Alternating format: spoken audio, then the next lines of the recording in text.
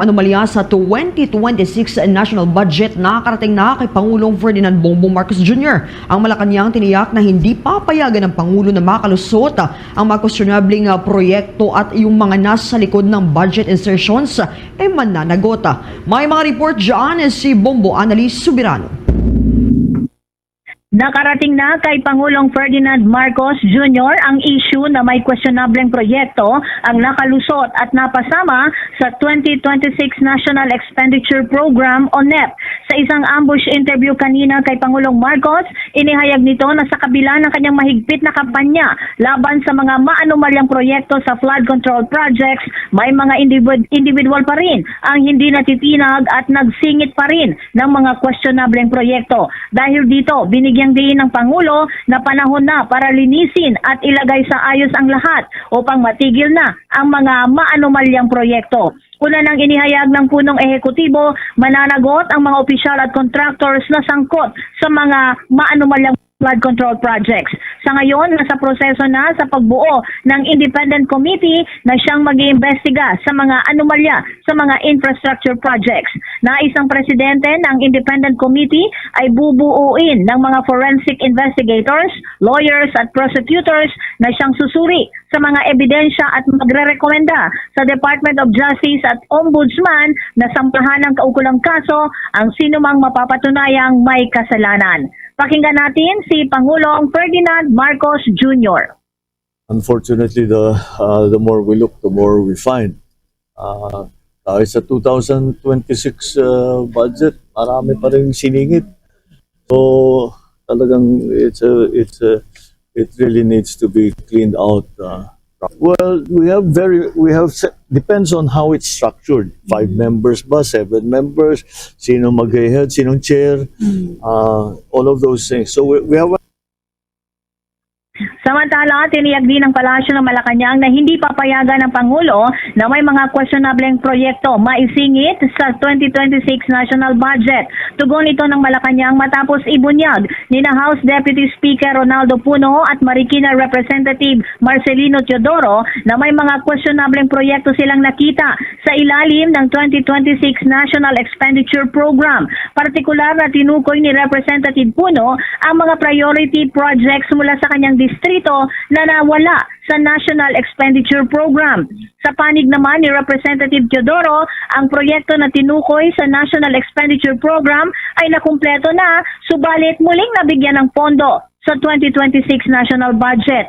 Ayon naman kay Palace Press Officer Undersecretary Claire Castro, huwag naman kaagad husgahan ang issue. Dapat makipag-ugnayan muna ang mga lawmakers sa Department of Public Works and Highways hinggil dito sa nakitang mga questionableng proyekto at alamin ng mabuti ang detalye ng mga ito. Payo ng Malacanang, mag-usap muna ang Department of Public Works and Highways at mga kongresista. Diit naman ni Castro, kapag napatunayan namang isiningi talaga ang proyekto sa 2026 national budget, hindi ito papayagan ng presidente. Sinabi pa ni Castro, galit na ang Pangulo sa nasabing kontrobersiya. Dinipensa naman ng Department of Budget and Management ang alegasyon na kanilang minaniobra ang pambansang budget. Inihayag ni Castro, batay sa naging pahayag ng Department of Budget and Management, ibinigay lamang sa kanila ang proyekto. Sinabi naman ng Palace official na mas mabuti kung may ipapakitang ebidensya ang mga lawmakers at kung mapatunayang may nagsingit, dapat itong managot. Iimbestigahan din ng Independent Commission ang umanay insertion sa 2026 National Expenditure Program. Pakinggan natin si Palace Press Officer Undersecretary Claire Castro sa pagtatanong ng Bombo Radio. Reaction lang po ng Malacanang kasi recently may mga ibinunyag ang ilang mga congressman regarding po sa 2026 National Expenditure Program. May anomalya po daw. So ano po yung may instruction po ba dito si Pangulo o anong tugon dito ng Malacanang? Unang-una, wag muna po tayo maging judgmental agad, di ba? Dahil kailangan po nila muna makipag-cooperate, makipag-coordinate sa DPWH at kung ano man yung ahensya na sinasabi nilang nagawa na yung proyekto pero nandun pa rin po yung budget. So halimbawa na lamang po, i-example po natin ang Marikina River. Kung may proyekto po dyan, dapat eksakto po yung coordinates, kung ano talaga yung lokasyon, Dahil baka sa haba niyan, ibang parte ay tapos na, pero yung ibang coordinates naman o ibang lokasyon ay hindi pa. So mas maganda po makipag-coordinate at makipag-cooperate muna sa DPWH para malaman din po natin kung kanilang sinasabi na proyekto ay talaga natapos na. At kung talaga man po natapos na at ito ay isiningit sa 2026 budget, hindi po ito papayagan ng Pangulo. Nadinig po natin, galit na po ang Pangulo.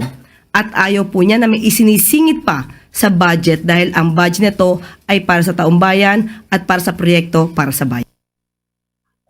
Si Palace Press Officer Undersecretary Claire Castro. Mula sa Malacanang, Bombo Anali Montaño Soberano nag-uulat. And this is Bombo Radio Philippines, the #1 and most trusted source of news and information. Basta Radio, Bombo! For the most trusted source of news and information, visit our website at www.bomboradio.com. Follow us on Bombo Radio mobile app, Facebook, YouTube, TikTok, and X, formerly Twitter.